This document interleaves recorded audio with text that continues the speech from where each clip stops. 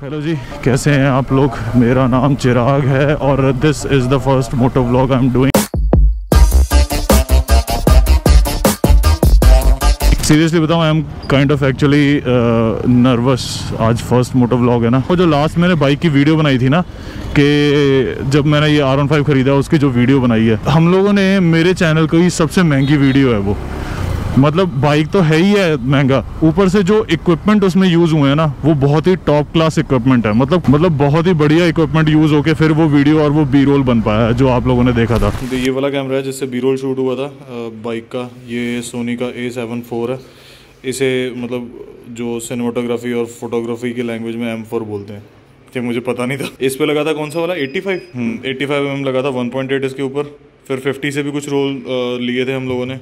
और गिम्बल हम लोगों ने यूज़ किया था मोजा का एयर क्रॉस। मोजा is not a good brand. हम लोगों को 2-3 बार ही जाना पड़ा सर्विस सेंटर। रॉने ले लो, हाँ DJI इज़ वेरी गुड। मोजा नहीं लेना। टिरोन चलाया है। एक फुटेज रिकॉर्ड किए, दिखाएंगे आपको। बढ़िया है, मतलब अगर अच्छी हुई तो सिने।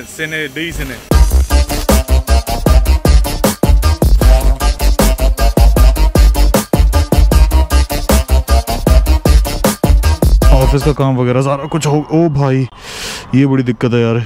उल्टी साइड से बैठते हैं ना तो गोड्डा लगता है। बाइक पे गोड्डा लगा बड़ी जोर से। अरे ओ रब्बा, बाइक में तेल भी खत्म होने वाला है। मैं इसका फ्यूल पंप ढूंढ रहा था। वॉश करवाने का टाइम आ गया है। ऑफिस का दिन गया तो बहुत बढ़िया। वैसे मैं आप लोगों से कुछ जरूरी बात करनी है। वो जरूरी बात ये है, ये जो मैंने R15 लिया है ना, इससे पहले 2 लड़कों ने R15 लिया था, जो मैंने आपको बताया भी था। उन्होंने जब लिया था उसी टाइम पे ना मैंने अपने बाइक की एक मेंटेनेंस करवाई थी, फेजर की, पुराने वाले। इंजन की प्रॉब्लम आ रही थी, जैसे व्हाइट स्मोक मारने लग जाता है, धुआं। और उसी दौरान फॉर द फर्स्ट टाइम मुझे ये पता लगा कि जब आपका इंजन नया होता है, उस नए इंजन को आप बहुत ही केयरफुली चलाना होता है। ब्रांड न्यू बाइक की बात कर रहा हूँ। अगर कोई भी ऐसा बाइक है जो आप ब्रांड न्यू ले रहे हो, तो आपको उस इंस्ट्रक्शन का ध्यान रखना है ताकि आपके बाइक की जो लाइफ है वो अच्छी रहे। अब क्योंकि R15 एक 150 सीसी का बाइक है और इसमें 6 गियर हैं, तो मतलब हर एक गियर की गरारी इसकी छोटी है, तो ये गियर बहुत जल्दी मांगता है। राइडिंग पोस्चर जो है इसका और इसका जो इंजन का नेचर है, इस वजह से लोग इसको बहुत ज्यादा स्टार्टिंग से ही अग्रेसिव चलाना शुरू कर देते हैं। फर्स्ट सर्विस 1000 किलोमीटर बाद हो जाती है। अब वो जो 1000 किलोमीटर सही तरह चलाना है और 1000 किलोमीटर पे सर्विस है, वो एक कनेक्टिंग डॉट है कि ये दोनों जो लॉजिक है ये बहुत ज्यादा बेटर हैं। और मैंने इसके ऊपर रिसर्च भी किया। मतलब हर जगह गूगल पे यही लिखा हुआ है कि फर्स्ट 1000 किलोमीटर आपके बाइक के बहुत ज्यादा स्लो और बहुत ही ज्यादा पोलाइट होने चाहिए। अब मैं आपको बताता हूँ आपने करना क्या है। पहली बात तो ये है कि बाइक आपका चाहे जो भी हो, R15 हो चाहे जो मर्जी हो, पहले 1000 किलोमीटर आपने 50-60 की स्पीड से ऊपर नहीं जाना। समझ रहे हो? चाहे ये जितना मर्जी बोरिंग हो, चाहे जो मर्जी हो, आपने नहीं जाना है। अग्रेसिव गियर शिफ्टिंग नहीं करनी है। मतलब ऐसा नहीं है कि आपने गियर ड्रॉप किया और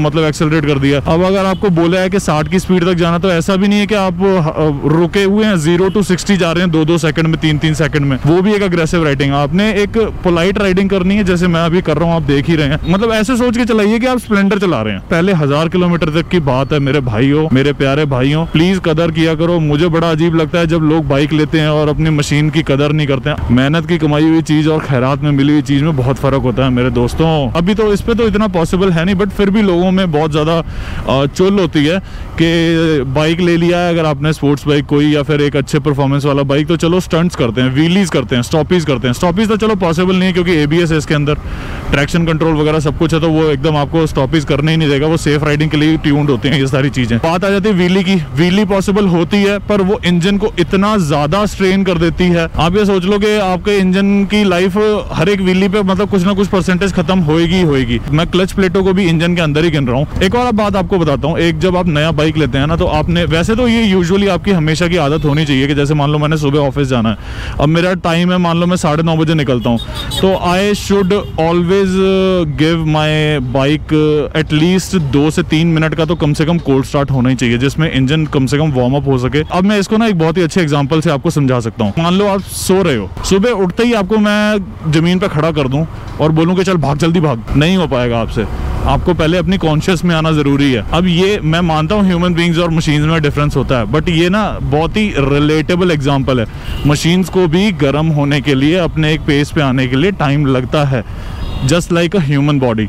ह्यूमन बॉडी आप मानो चाहे ना मानो, ह्यूमन बॉडी भी एक बहुत ही एडवांस मशीन ही है भाई, मेरा तो ये मानना है। तो ये एग्जांपल से मैं आपको ये समझाना चाहता हूँ कि आपने वो अग्रेसिव वाली वो चीज़ नहीं करनी है कि आपने कोल्ड स्टार्ट नहीं किया और उसके बाद आप तुरंत चला रहे हो, वो चीज़ नहीं करनी है। प्यार से चलाओ, देखो मोहब्बत से, हम भी तो चला ही रहे हैं ना। इसमें है फ्यूल इंजेक्टर्स, और फ्यूल इंजेक्टर्स का एक बहुत बड़ा लोचा ये है कि जैसे ही आपका बाइक रिजर्व पे लग जाता है ना, आपने ना रिजर्व पे लगने के बाद जल्द से जल्द इसके अंदर फ्यूल डलवा लो। रिजर्व पूरा खत्म होने की वेट नहीं करूंगा, क्योंकि वो इलेक्ट्रॉनिक होते हैं और इलेक्ट्रॉनिक फ्यूल इंजेक्टर अगर खाली चल जाए तो वो खराब हो जाते हैं, और अगर वो खराब हो गए तो आपका बहुत ही अच्छा वाला खर्चा हो जाएगा। एक बोनस टिप मैं आप लोगों को देना चाहता हूँ। बोनस टिप ये है कि अपने बाइक को, जब लोग नया बाइक लेते हैं, नया कन्वेंस लेते हैं ना, तो उनकी आदत होती है कि हर दूसरे दिन तीसरे दिन ना धो देते हैं। इतनी जल्दी धोने की जरूरत नहीं है।